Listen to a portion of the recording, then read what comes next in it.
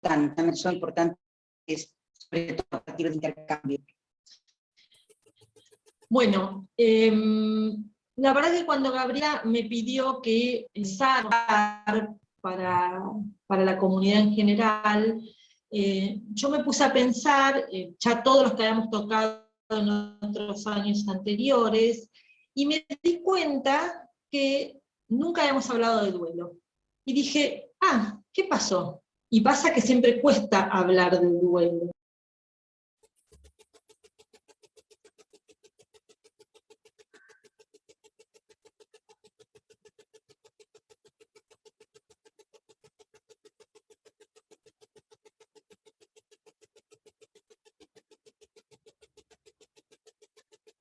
¿Se había salido la reunión?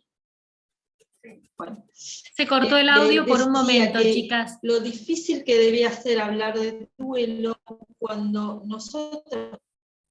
Sí, me di cuenta, porque nos volvió a meter en la conexión está inestable, dice. Digo, lo difícil que es hablar de duelo, tanto para nosotros, que estamos acostumbrados, que pertenecemos al área de la psico-oncología, si para nosotros era difícil hacerlo, imaginaba cuán difícil era romper esta dificultad, este tabú. Entonces, yo le propuse a Gabriela justamente hablar de duelo. ¿Y de qué vamos a hablar cuando compartimos las vivencias del duelo? Y acá es donde yo quiero invitarlas a ustedes, a través de un programita, porque vamos a hacerlo a través de un programita, a cada una que nos pueda decir una palabra que ustedes asocien con el duelo, con la vivencia del duelo, con el duelo. Las invito a que lo digan o hablado o escrito. Mejor hablado, si puede ser. A ver, ¿alguna quiere decir? Transitar. Transitar. ¿Alguien más? Gran vacío. Gran vacío. Vacío vamos a poner mejor. ¿Alguien más? Esperanza. Sí. Desolación. Dolor.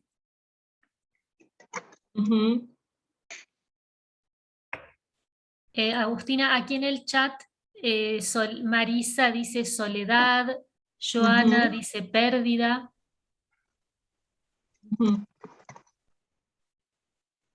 ¿Alguien más? Un dolor irreparable.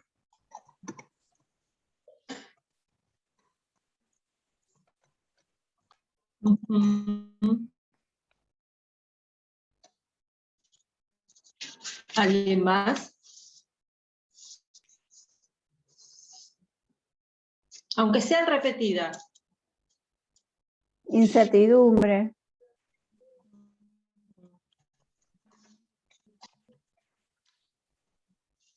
Sufrimiento.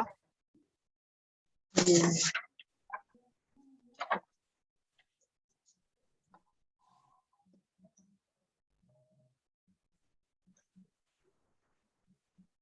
Aceptación. Aceptación también. Nostalgia. ¿Puedo decir más? Sí. Angustia. Bien. Pérdida. Enojo.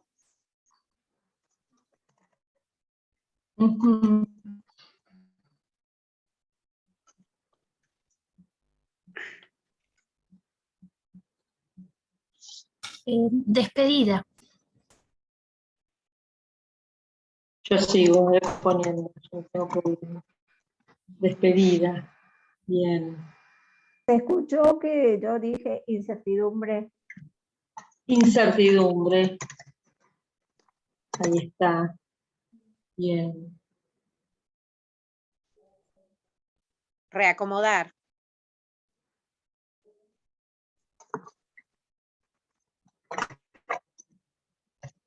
Ujú.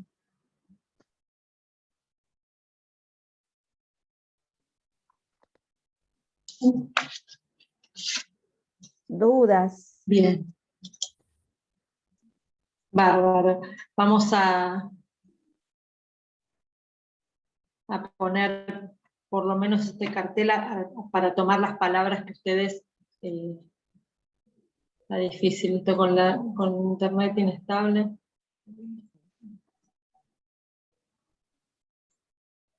A ver si me deja, ahí está. Voy a volver a compartir la pantalla. En realidad, este programa que me gustó mucho para tomar de lo que ustedes dicen, pone en letras más grandes las palabras que más se repiten, ¿sí? Y lo que podemos ver es que en realidad todas son válidas, algunas resuenan más, otras menos, pero todas aluden al proceso de duelo, ¿sí? Entonces, ¿qué podemos decir del duelo? El duelo es la respuesta natural ante una pérdida. ¿Una pérdida de qué? Una pérdida de la estabilidad económica, del vínculo amoroso, ¿sí? De los ideales, los sueños, las ilusiones, el trabajo, ¿sí? El país. Cuán doloroso es escuchar a la gente que estuvo en el exilio, un amigo, la pérdida de la amistad, ¿sí? Las mascotas, es una de las pérdidas que por ahí uno está más, digamos, más familiarizado. Tomamos muchas veces cuando hablamos con los pacientes, tienen que hablar con sus hijos en relación a las pérdidas, la muerte de una mascota, un ser muy querido. De la salud, del ideal de salud eterno, de la salud nuestra, del otro, ¿sí? Y principalmente el dolor más grande que experimentamos es la muerte de un ser querido, ¿sí? Así que dolor, pérdida, incertidumbre, soledad, enojo, gran vacío, tristeza y pérdida irreparable, todas las palabras que ustedes dijeron aluden a este duelo. El duelo como dolor por aquello perdido que decíamos, y también como duelo, como combate por esta nueva realidad que viene y que tenemos que afrontar. Por supuesto que cuando hablamos de duelo, no son solamente, no nos impacta solamente desde lo emocional, ¿sí? Impacta también desde lo físico, desde lo cognitivo, desde lo conductual, desde lo social. El duelo está atravesado por la cultura. Entonces las formas en que lo vamos a transitar, las formas en que vamos a manifestar el luto, ¿sí?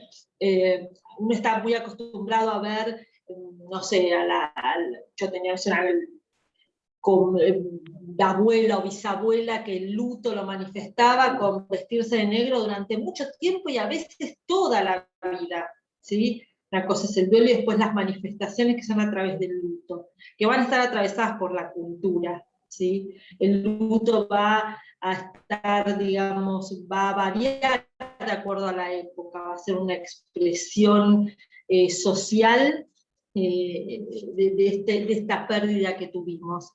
Yo me acuerdo que cuando, en una época que era muy jovencita, trabajaba como guía en el Teatro Colón. Y lo que más me gustaba y me parecía como atractivo y romántico y demás era el palco de las viudas, que está al ras del piso de la platea, que si uno las ve, son como unas ventanas enrejadas, que las viudas entraban una vez empezada la obra, subían esa ventana, la miraban y unos minutos antes de salir bajaban esa ventana y se iban sin que nadie las viera, porque no se podían divertir las viudas. Entonces, vemos que el duelo está atravesado desde todos los lugares posibles. Muchas veces cuando nosotros en el consultorio vemos a un familiar que está duelando, generalmente una viuda, un viudo, lo que nosotros observamos es que por el saber, por el imaginario colectivo y demás, lo que la persona refiere de duelo tiene como dos miradas. Una es en lo íntimo del consultorio, su dolor, su posibilidad de expresión, y también eso de tengo miedo de que lo que me está pasando sea patológico, ¿sí? Porque lloro mucho, porque estoy triste, porque no tengo ganas de hacer nada. En esta primera parte que voy a hablar yo, ver cuáles son las manifestaciones del duelo en todas sus componentes, qué es lo más, lo normal que aparece, ¿sí? Después, por supuesto, puede devenir en un duelo patológico, pero empecemos a hablar de aquellas cosas que nos pasan realmente cuando perdemos algo muy querido, teniendo en cuenta también que la intensidad del duelo va a tener que ver con la intensidad del vínculo que teníamos con aquello que perdimos, ¿sí? Yo me acuerdo que una paciente que había perdido a su marido de 94 años, ella más o menos la misma edad, más de 50 años de casados, habían pasado 5 meses de la muerte de su marido y decía, no, no puede ser, a mí el cardiólogo me dijo que el duelo dura hasta los 6 meses. Me decía, a mí me queda un mes y no sé si voy a resolverlo, no puedo dejar de llorar. Y yo digo, a ver, 50 años de estar con tu compañero y no está, y querés en 5 meses no extrañarlo más, a mí eso me resultaría patológico. Yo en ese punto me preocuparía, ¿sí? Entonces vamos a hacer una recorrida de lo que uno más o menos observa que sucede cuando uno está atravesando por una situación de duelo, que es un proceso necesario, es un proceso que a mí me sirve en esa transición para restablecer mi equilibrio entre lo que era cuando estaba el ser querido y cuando ya no está, ¿sí? Al igual que como en esta época, digamos, se fueron como desarmando los rituales luego de que alguien muere, ¿no? Es como todo rápido. Y los rituales sirven para ese proceso de transición entre un momento y el otro. Entonces, las manifestaciones fisiológicas que nosotros vemos que se dan comúnmente son el vacío del estómago, sentir opresión en el pecho y garganta, que aparte también alude a la angustia esto, estar hipersensible en general a los ruidos, a todo aquello que perturba mi momento por ahí más de introspección, ¿sí? Sensación de despersonalización, que esto no tiene que ver con nada patológico ni psiquiátrico, falta de aire, ahogo, angustia, palpitaciones, debilidad muscular, falta de energía, dolor de cabeza y sequedad en la boca. Todo esto se puede dar, todo, nada, poco, digo, pero son manifestaciones a nivel del cuerpo, porque lo que nos pasa no nos pasa solamente en la cabeza, ¿sí? No somos mente o cuerpo, somos todo. Entonces, todo va acompañando a esta situación de pérdida, de dolor. Desde lo conductual, ¿qué es lo que nos pasa? Y tenemos trastornos en el sueño, que en realidad a veces podemos detectar por qué es, a veces tiene que ver con el miedo a dormir solo, con el no hallarme en la cama sin mi compañero, o sin aquel que estaba en casa y lo escuchaba. Pensemos también que después de un proceso de enfermedad, en el cual uno ha estado inmerso a veces durante bastante tiempo, o a veces en tiempo acotado, pero muy, ¿cómo sale la palabra? Muy intenso, gracias. Cuando esto se corta, quedamos en una situación que no nos volvemos a encontrar. Entonces, hay cosas que tardan en volver a su cauce normal, y tenemos trastornos de la persona que se fue, porque interpretan esos sueños de alguna manera, tienen miedo a no despertar, digamos, todas estas cuestiones se van restableciendo a medida que el proceso va avanzando, ¿sí? Pero pueden aparecer. La conducta distraída desde ya, estamos en otra cuestión, no es que estamos distraídos, estamos atentos a otra cosa, ¿sí? Entonces nos olvidamos, estamos faltos de memoria, Y eso muchas veces las personas cuando vienen al consultorio se lo reprochan, ¿sí? ¿Cómo puede ser que me olvide de tal cosa? Estoy mal. Y es una conducta, es algo que sucede muy usualmente.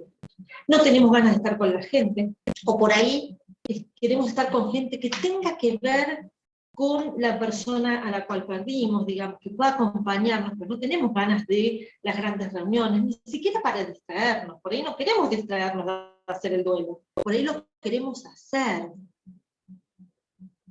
Soñamos también a veces con la persona fallecida, como yo decía, hay gente que le gusta, hay gente que le da miedo, no le gusta, ¿sí? Pero esto también puede aparecer, llorar. Llorar es como la manifestación más clara a veces de la tristeza, y no tiene por qué ser reprimido, no tenemos por qué tener vergüenza de llorar, todos lloramos, los hombres, los grandes, los chiquitos. ¿Por qué? Porque esto nos duele, entonces lloramos. Muchas personas atesoran las pertenencias. Es muy frecuente ver que o se ponen entera, o no quieren desarmar el lugar en donde estaban, ni siquiera a veces tirar las cuestiones que tienen que ver con la enfermedad, ¿no? Esto no está ni bien ni mal. Siempre nosotros aclaramos, no tanto en estas charlas como en cuestiones que tienen que estar bien o mal, es lo que cada uno puede y irá viendo en el proceso, ¿sí? Entonces llevar y atesorar pertenencias en un primer momento, por ahí uno lo reconforta, ¿sí? Visitar lugares que frecuentaba la persona querida, también. Hiperactividad, también se puede manifestar esto. Tal vez hay personas que justamente todo lo contrario, no quieren ni visitar los lugares que frecuentaba la persona querida, quieren deshacerse ya de las cosas, ¿sí? Porque eso parecía que va a acelerar el proceso de duelo y va a dejar de ser placentero, que no quieran a la persona, porque quieren dejar de sentir eso. ¿Sí? En las manifestaciones afectivas, la tristeza es la primera, es el sentimiento más común y el más presente de una pérdida, ¿sí? Cuando voy a elaborar, pareciera que elaborar una situación es no sentir más. No, hay cosas que van a seguir existiendo, y la tristeza tal vez es una de las más persistentes. Cuando rememoremos en algún otro momento, más adelante, por ahí lo vamos a rememorar con tristeza, por ahí ya no vamos a llorar, pero tal vez la tristeza va a estar, ¿sí? Puede haber apatía, abatimiento en estos primeros momentos del duelo, ¿sí? Esta cuestión de aislamiento, de no querer ir a reuniones y demás, bueno, también tiene que ver con el abatimiento, el estar agotado también frente a la situación transcurrida, angustia, ira, frustración, enojo. Muchas veces la angustia está enmascarada en el enojo. Y muchas veces el enojo sirve porque me pone en acción algo. Entonces por ahí, en vez de quedarme en casa y realmente decir que estoy triste y demás, me enojo con aquellos que no hicieron lo que tenían que hacer. Y desplazo la angustia en forma de enojo, ira y demás hacia otros, ¿sí? Pueden ser los médicos, la institución, uno mismo, la persona fallecida. Uno observa esas cosas también. Viene acompañado muchas veces de culpa y autorreproche. Culpa por lo que no hice, culpa por lo que hice, enojo porque, y si hubiera hecho tal cosa, ¿sí?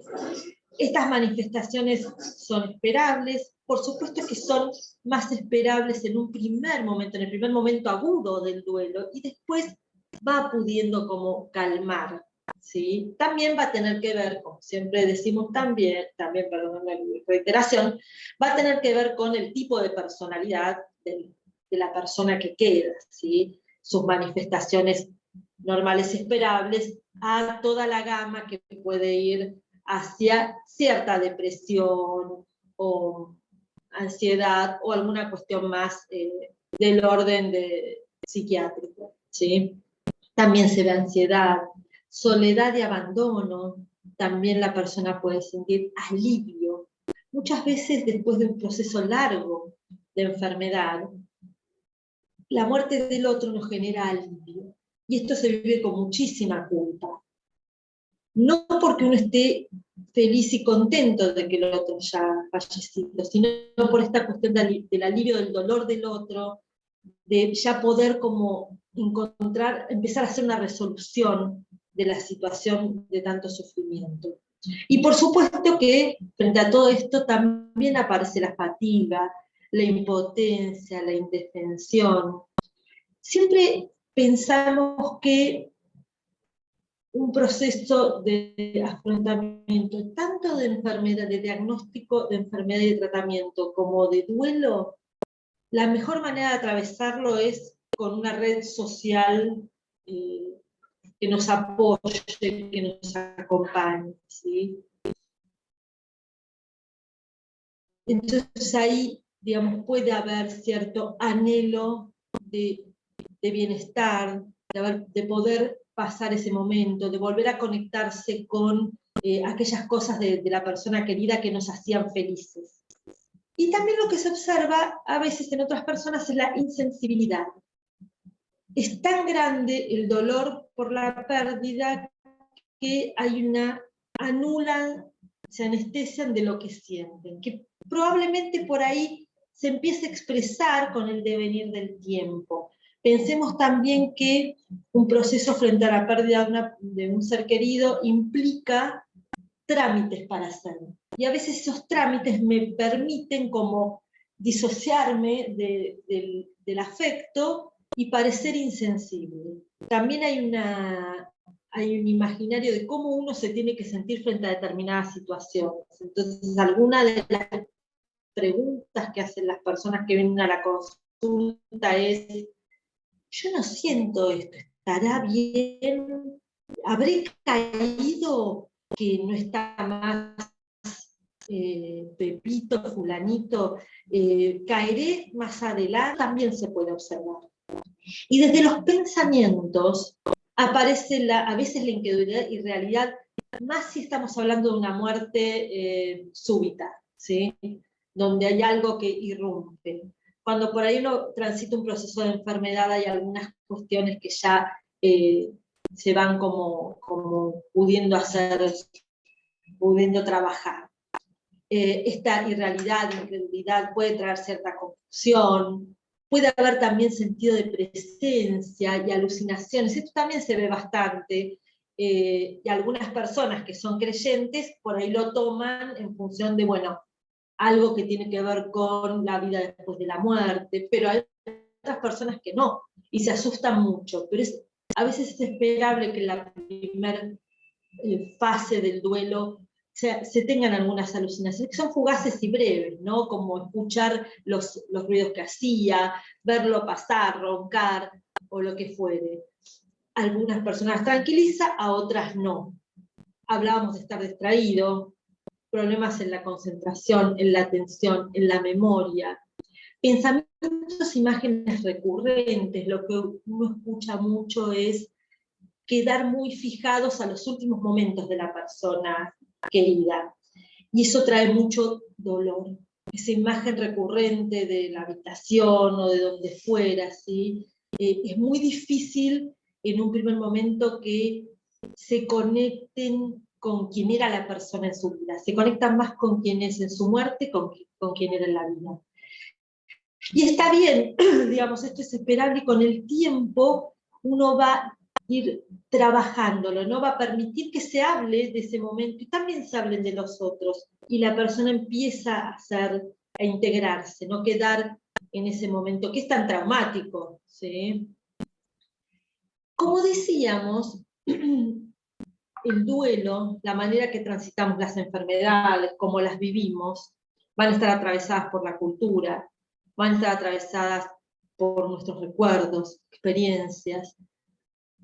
Y lo que nosotros observamos mucho en las consultas es todo lo que tiene que ver con los mitos y los prejuicios, que a veces llevan a obturar la posibilidad de que la persona pueda duelar tranquilamente. Y algunos de estos mitos serían: el tiempo lo cura todo. El tiempo no lo cura todo. El tiempo pasa. Y en realidad el tiempo no tiene que pasar, uno tiene que pasar por un tiempo. Uno tiene que hacer este proceso. El tiempo solo lo único que va a hacer, nos va a encontrar más viejos y tal vez más tristes y más deprimidos. El dolor no te hace bien, te hace daño. Esto tiene que ver, cuando yo digo de la cultura que la atraviesa, vivimos una sociedad altamente narcisista que evita hablar de todo aquello que hace sufrir, evita hablar de la muerte, ¿sí? Y por supuesto evita hablar del duelo. Por eso decía que los rituales se habían achicado tanto que casi ni nos dimos cuenta, ¿sí? Entonces, expresar nuestro dolor nos hace bien, no nos hace daño. No nos va a generar ninguna otra enfermedad, no nos va a deprimir, ¿sí? Nos va a hacer saber que eso nos duele. Hasta que nos deje de doler. Expresar tu dolor hace daño a los demás. Esto es algo que uno lo vive mucho en el consultorio. No solamente el dolor frente a la muerte, sino el dolor frente a la enfermedad. No hablar con el otro de lo que tememos, de lo que nos pone tristes, ¿sí? Por miedo a que el otro se entristezca. No hace daño, entristecerse no hace daño, si estamos tristes por una situación. Decirlo no hace daño, ni a nosotros ni a los demás. Al contrario, alivia. Expresar dolor es una señal de debilidad. No es debilidad, es fortaleza poder decir qué me duele, poder hablar de aquello que siento, de cómo lo siento, ¿sí? Poder hablarle al otro, me fortalece. Si bien estoy en un momento de vulnerabilidad, que no es debilidad, el transitarlo me va a fortalecer. El dolor debe ser expresado en la intimidad. Y esto muchas veces no, es por la vergüenza, porque me tengo que mostrar fuerte, porque es tabú, porque molesta, aquel que está duelando molesta. Entonces, no puede ser expresado en conjunto. ¿Sí? Estos son todos mitos que uno tiene que derribar sesión tras sesión, porque vuelve de la palabra de un amigo, porque vuelve de todo aquel que siempre tiene la receta para darle al otro de cómo transitar el duelo. Y en realidad no hay recetas, ¿sí? Para este momento de la charla, en donde digo que no hay recetas, y empezar a pensar cómo salimos fortalecidos y cómo lo transitamos, le voy a pasar la palabra a mi compañera Graciela, para que ella hable también del duelo. Bueno, gracias, Agus. Llegamos hasta acá entendiendo, queriendo transmitirles del impacto de la situación de pérdida y de las manifestaciones. Vamos a ver en esta travesía cómo seguimos haciendo camino y cómo continuamos. Para lo cual vamos a compartir, además de la imagen, esta cuestión de que, decíamos, el duelo es la respuesta natural ante la pérdida. En el duelo sufrimos al perder aquello a lo que estamos muy apegados, que constituye un baluarte para nuestro mundo afectivo. No se trata de pérdidas, de pérdidas de personas solamente, sino cualquier tipo de situación física que se vive intensamente, con dolor, con preocupación, como puede ser un accidente, los efectos del paso del tiempo, o una enfermedad como el cáncer.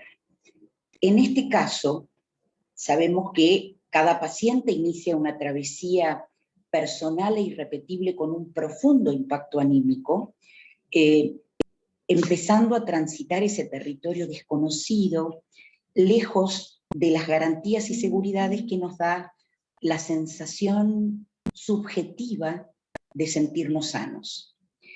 Esa travesía supone una profunda reestructuración vital, independientemente de los resultados y del diagnóstico y pronóstico de la enfermedad, independientemente de que el panorama resulte alentador, que tengamos un equipo médico, un sostén, un equipo médico para establecer los vínculos de confianza, para recibir asistencia, para recibir contención, un entorno familiar que también actúe como catalizador de las emociones y que resulte un apoyo emocional importante en este tiempo. Más allá de todas estas variables, la vivencia es de un impacto doloroso y de una profunda aflicción.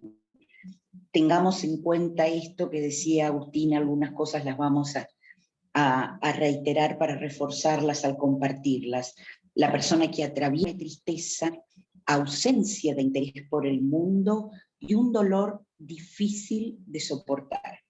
Es decir, estamos en duelo por haber perdido algo importante y por la dificultad de aceptar esta pérdida. Es un proceso adaptativo, no es una enfermedad, no tiene tiempos preestablecidos, no hay que medicalizar el duelo ni ponerle un diagnóstico psicológico psiquiátrico. Supone un arduo proceso de reestructuración vital que constituye un camino subjetivo único y singular. Por otro lado, hay algo significativo que tiene que ver con lo que planteaba recién Agustina de los mitos y las creencias, y lo que llamamos los catadores del duelo, ¿no? Son las personas que se acercan con fórmulas, con recetas. Me pasó lo mismo, te cuento que estuve muy bien, que hice tal cosa, tenés que dejar de lado los recuerdos. Personas que se acercan e incitan a volver prontamente a la vida, intentando palabras de consuelo, de apoyo, que muchas veces nos causan disgusto, malestar, nos entristecen más, porque refuerzan el dolor, el disgusto, la necesidad de estar a solas con esto que estamos atravesando. Y por otro lado, nos acompaña una resistencia interior a no aceptar ciertos mensajes que llegan enmascarados como palabras de aliento, que acercan personas que pueden tener buenas intenciones, pero que a lo mejor no disponen de la sensibilidad o de la empatía o de la compasión para poder entender la batalla que se está librando. Y en este sentido, quisiera compartir con ustedes, retomando la pregunta inicial, ¿no? ¿Qué necesitamos? ¿Cómo nos expresamos? ¿Cómo lo podemos hacer? ¿Qué cosas no queremos escuchar? Porque también se trata frente a los mitos que vienen de la historia familiar, de lo personal, de la cultura, pero cómo desactivamos. Los mitos se transforman en pensamientos y a su vez en emociones que pueden ser muy displacenteras. Y tenemos, en la medida que podamos hacerlo, que tener una activa actitud de reflexión sobre las propias necesidades. Como llamamos, una actitud de autocuidado, ejercer conductas de autocuidado. En la medida que podamos encontrarnos con estas personas que se acercan, les podemos pedir claramente, asertivamente, que sea cuidadoso con las palabras, que evite los mensajes que nos hablen de un futuro próspero, mejor, maravilloso, porque cuando estamos viviendo una situación de crisis como el duelo, la vida se estanca en el presente y el futuro es visto tan lejano que se vuelve pedir puramente, no me digas más que es todo, es estático de lo que me está pasando, no me digas que sea fuerte y deje de llorar, porque ser fuerte y dejar de llorar no se excluyen, sentirse abatido y ser fuerte no se excluyen, no tener interés en vivir y ser fuerte tampoco se excluyen. En un mundo, como comentábamos, orientado a la productividad y al éxito, nos cuesta acompañar desde el estar, desde el ser, sin hacer. La idea que tenemos que anestesiar o ocultar el dolor porque es incómodo, incómodo para uno, incómodo para el otro, está presente en situaciones graves que vemos muchas veces en el consultorio, como duelos problemáticos, donde cuando la emoción no encuentra lugar para expresarse, el cuerpo se pone en riesgo, manifestando síntomas, o aparecen conductas adictivas o abuso de sustancias, conductas de riesgo, conductas autodestructivas. Y sabemos que hay momentos en que no es necesario poner palabras, solo toca estar. Nos cuesta ver el dolor como lo que es, como una realidad que necesita atención y presencia. El dolor vivido en soledad se acrecienta. Y además sabemos que la tristeza es una emoción que para su correcta gestión necesita ser compartida. La presencia del otro nos permite abrir un espacio espiritual e interno, donde esa sensación de vacío pueda ponerse en palabras. Cuando sufrimos no necesitamos que alguien nos rescate, ni nos rete, ni nos desafíe con tiempos, ni nos distraiga. Solo necesitamos que el dolor sea visto, reconocido, validado, aceptado y abrazado. ¿Y para qué? Porque sabemos que es un proceso, como proceso implica una metamorfosis, es el trabajo que permite que una persona se convierta en alguien diferente después de recibir un impacto traumático. No se trata solo de perder. Quien vuelve del terremoto emocional regresa diferente. Boris Cyrulnik, que es un autor que nos acompaña mucho para reflexionar sobre estos temas, dice que después de una situación muy fuerte, de una crisis personal, la vida no continúa. A la vida hay que reconstruirla. Es decir, que habrá algo que ya no tiene la persona doliente. Tendrá algo que no tenía antes de iniciar el duelo. Es otro y a la vez el mismo. El mismo autor que comentábamos recién habla de una idea que parece desafiante, provocativa y al mismo tiempo esperanzadora, ¿no? Cómo conciliar crecimiento en medio del dolor. Y refiere un término que es el de crecimiento postraumático. Es el conjunto de cambios positivos que ocurren al afrontar una crisis. No es un retorno al inicio, supone un desarrollo personal con un proceso reflexivo, cognitivo y emocional de crecimiento. ¿Y cómo sigue esto en este proceso de crecimiento y en este trabajo y en esta travesía? Una mañana despertás y el dolor duele menos. Es un momento extraño, tan sorpresivo como fue el inicio.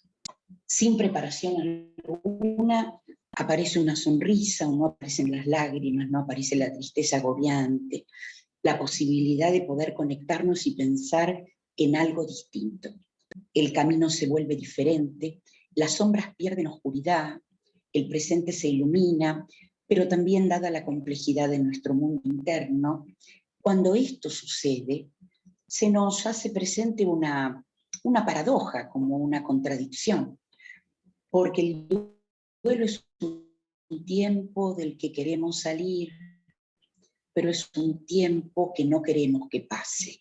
Cuando el duelo pasa, nos da preocupación, nos da culpa, suponemos que sentir lo que sentíamos por la persona que no está, o por lo que nos está pasando, o por el cuerpo que teníamos, o por la juventud que no tenemos, ¿no?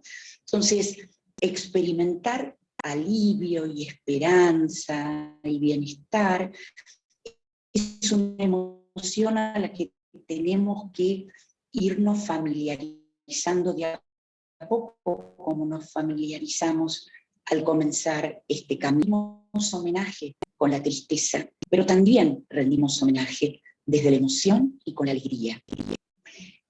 ¿Por qué? Porque somos lo que perdimos, pero somos a partir de este crecimiento lo que podemos crear a partir de lo perdido. El duelo tiene un altísimo costo, pero es una invitación.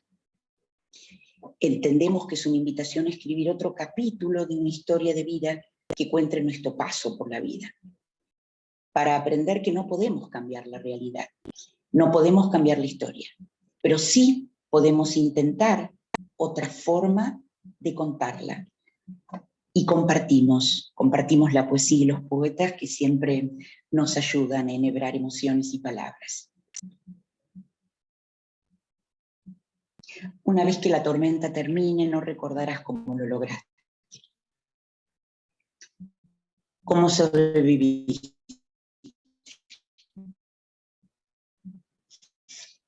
Ni siquiera estarás seguro si la tormenta ha terminado realmente. Pero una cosa sí es segura. Bueno, y digamos, volviendo a la pregunta inicial que motiva la charla y de que hablamos cuando compartimos las vivencias del duelo, ya no estamos hablando solamente de duelo, estamos hablando de compartir las vivencias. En realidad hablamos de compartir las palabras, expresarlas y situarlas en un lugar donde no nos cause tanto sufrimiento. Gracias. Muchísimas gracias.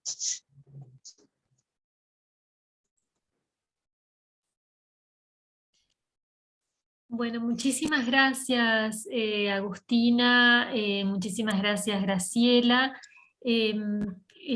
Queda abierto un espacio en el caso de que alguno de los asistentes quiera hacer algunas preguntas, ¿verdad? Si quieren hacerlas Sí, a claro. través del chat, Sí. o bien pedir habilitar el micrófono. Sí, Me a mí me gustaría hacer un comentario. Yo perdí a mi compañero de vida hace 4 años y al mes y medio a mi hermano por la misma enfermedad. Y hace 2 años me diagnosticaron a mí cáncer de páncreas. Estoy en tratamiento, tuve cirugía, estoy en tratamiento, estoy bien. En este momento estoy haciendo quimioterapia, o sea, no alcancé a terminar de elaborar el duelo de mi compañero y de mi hermano cuando me enfermo. Entonces me gustaría que en una charla, cuando ustedes dispongan, nos hablen un poquito a ese tipo de personas que, habiendo pasado tan poco tiempo de haber tenido 2 pérdidas tan importantes, nos toca pasar por la misma situación como para saber, a pesar de que yo digo que me siento bien, pero siempre hay algo que no está bien. Entonces, como para aclarar un poco y escucharlas a ustedes, que me encantaron. Es la primera vez que lo hago y estoy muy contenta y muy agradecida por todo lo que escuché. Así que espero que lo piensen, lo tengan en cuenta y en algún momento puedan llevarlo a cabo. Gracias. Bueno, Patricia, gracias por tus palabras. Lo cierto es que, como dijo Graciela en la presentación, este proceso y esta elaboración y poder salir fortalecido es un camino singular, único, subjetivo. Con lo cual, creo que todas las experiencias que vos atravesaste, por supuesto que hacen más difícil elaborar los duelos como nos gustaría, ¿sí? Lo que nosotros podemos, por lo menos yo puedo decirte, Patricia, es que esta charla sirve un poco justamente para ayudarte a eso, pero desde tu singularidad, desde tu subjetividad y desde tu propia historia, sería bueno ayudarte en lo particular, ¿no? Teniendo en cuenta, digamos, lo particular de tu vivencia.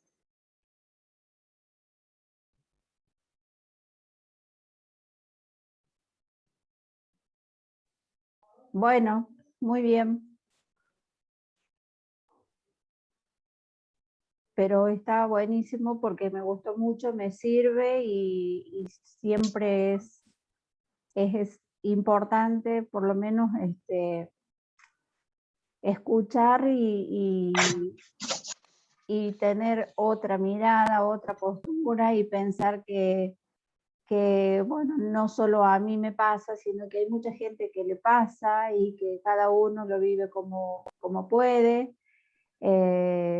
Yo puedo decir que en este momento estoy bastante mejor, no estoy bien, estoy bastante mejor con el tema del duelo de mis dos Carlos coinciden porque mi compañero de vida se llamaba Carlos y mi hermano también. Entonces estoy bastante más tranquila porque sé que se hizo todo lo que médicamente había que hacer y que bueno, no había nada más que hacer. Y la gran sorpresa y el cimbronazo más grande fue cuando me diagnosticaron a mí.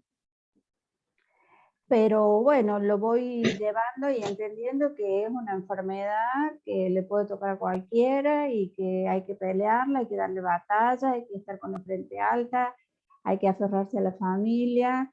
Mis nietos son mi esponja. Y bueno, eso, creo que, y hacer cosas que uno esté permanentemente en movimiento, o sea, en movimiento con el cuerpo y con la cabeza, como para aliviar esta situación que, bueno, como que ya la tengo más tranquila, o sea, fue un shock grandísimo, el mundo se me vino encima, pero yo estoy bastante más acomodada mentalmente ahora. No reniego, nunca renegué de lo que me pasa. Y siempre dije que quería salir, que me voy a curar, que voy a hacer todo lo que el médico me diga, porque esto es una enfermedad como cualquier otra y hay que tratarla de esa manera. Bueno, Patricia, muchísimas gracias por tus comentarios. Creo que Bueno, también muchas otras personas que nos están escuchando se sienten identificadas. De hecho, también Liliana comentó que perdió a un ser querido como su mamá y también haciendo el tratamiento de cáncer, como paciente, o sea, se suman, es como que se suman los duelos. También sí. para las licenciadas tenemos una pregunta, no sé si alcanzaron a leerla, que preguntan, Graciela, ¿cuál es el autor del texto Una vez que la tormenta pase?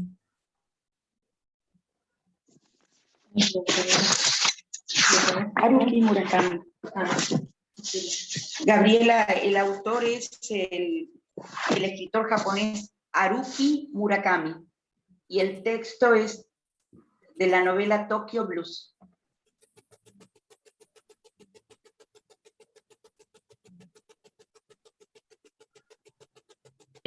Sería bueno si lo podemos escribir si los pueden escribir en el chat, así Sí. les queda para todos los participantes. Quizás si lo escribo yo cometo algún error. Sí, claro que escribiendo. Bueno, mientras las licenciadas escriben, entonces aprovecho yo para agradecerles a todos la participación en esta charla. Como habrán visto, la charla se grabó. Tuvimos al lamento algunos problemitas con el audio debido a imponderables de internet. Veremos si lo podemos mejorar un poquito con la grabación y lo vamos a subir. En breve va a estar la charla subida a las redes de FUCA, así que quien quiera aprovechar para volverla a escuchar o recomendársela a alguna persona, algún ser querido o algún conocido que les parezca que le puede ser útil escuchar esta charla. Así que bueno, no habiendo, creo, más preguntas, no sé, Susana había habilitado micrófono, no sé si querías hacer una pregunta, Susana Becker, o fue simplemente... ¿Casualidad? Sí, debe haber sido casualidad, aunque algún gesto que hice, pero Casualidad. Bueno. Eso me parece muy claro, todo lo que hablaron. Bueno, entonces desactivamos para que no se produzcan interferencias. Y bueno, ya está escrito en el chat los datos del autor y de la pieza del texto. De parte de FUCA, muchísimas gracias a las licenciadas, a Agustina Chacón y a Graciela Cuello. No sé si ustedes quieren cerrar esta charla con dar ustedes el cierre de la charla. Les paso la palabra.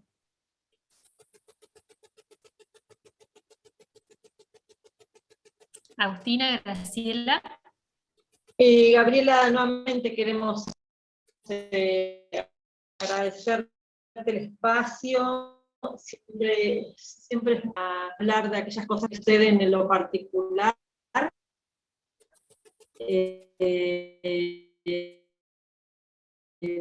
la enfermedad, poder darnos con la comunidad de lo que hacer, es para nosotros enriquecedor, más que hablar nosotros y dar clase, nos gusta poder escuchar y ver qué es lo que las personas